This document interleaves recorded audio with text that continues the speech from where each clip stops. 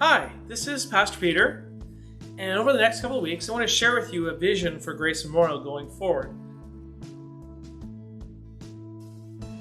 In 2018, the leadership board recognized there were some significant retirements coming up, in particular the office administrator and the pastor of family ministries. The board thought, before we go looking for new staff, we should have a clear sense of where God is leading us so that we can call staff that are appropriate to where we're headed. So they added visioning to the future to their monthly agenda. But almost a year passed and the day-to-day items kept crowding the visioning off the agenda. And so finally in 2019, the board decided they needed to form a group whose sole purpose, the only thing on their agenda, was that visioning. So they prayerfully began to gather a list of names they believed represented the makeup of the congregation. They sought people who had been part of Grace for many years, some who had been part of the congregation for only a few years, people who understood our history, but also people who come with a fresh perspective. And eventually a group of 9 came into being.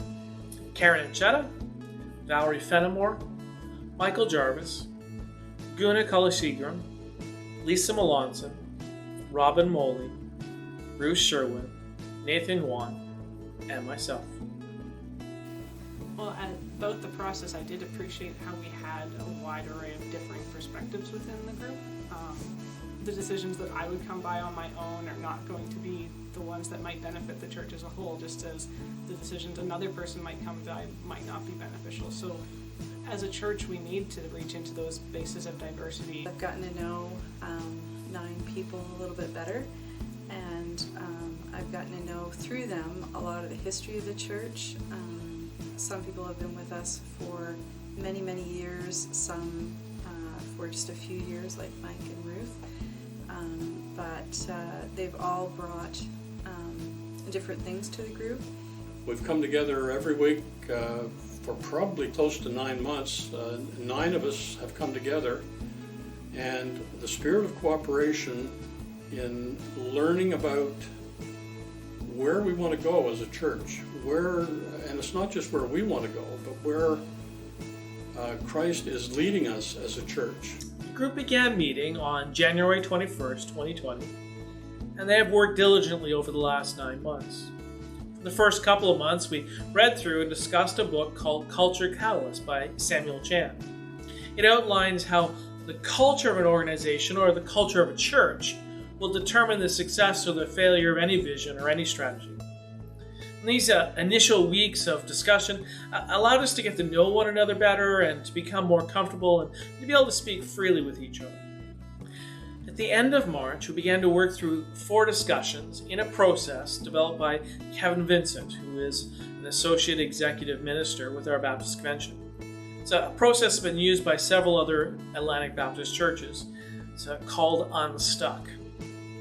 When the pandemic hit our area, the group moved its weekly gatherings online to Zoom meetings, and we continued to do the work. The first discussions were around the current reality of Grace.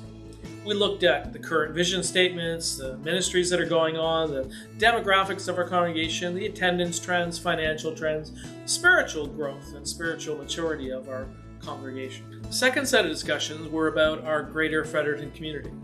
We reviewed the census data, we interviewed community people, we researched 12 other local churches just to see what they were doing, and we reviewed documents about future trends for the city of Fredericton.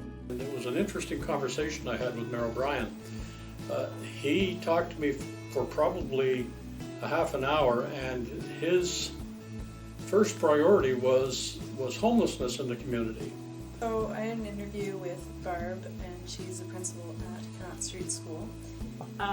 Another woman who leads a lot of boards relating to healthcare around the province and within the city. She's on, I don't know if she's the chair of, but she's on boards for those kind of things. And so she's kind of aware of the mental health crisis that we're having. As well as I interviewed a young lady who I went to university with who migrated from PEI and is still living here. In the third set of discussions, we reviewed everything we had talked about from January to May and began to look at what some of the needs and some of the challenges and some of the opportunities were before Grace. As we talked, some of the common themes came to the forefront, and we began to get a a picture of where we believe God was leading us. The purpose of the final set of discussions was the creation of a one-page vision document, a picture in words of where we believe God is leading us the next 5 years. Once we had a clear sense of where we should be in 5 years, we asked, well, what needs to happen in 3 years to get us there? What do we need to focus on in the next year? And what should be the first steps in the next 3 to 6 months? We created the document, we had someone write it up, we refined it, we let it sit and percolate for a month, and then we came back together again and changed a little bit more until we came to what we agreed was a good final copy. Next week, we'd like to share with you the big picture of what we believe grace could be in 5 years. And then the next week, share with you some of the steps we believe that we need to take in order to get to that vision that we see God leading us to. It's a critical time for grace. Things will change even if we do nothing. But if we embrace God's calling, these could be very exciting days for God's people of grace.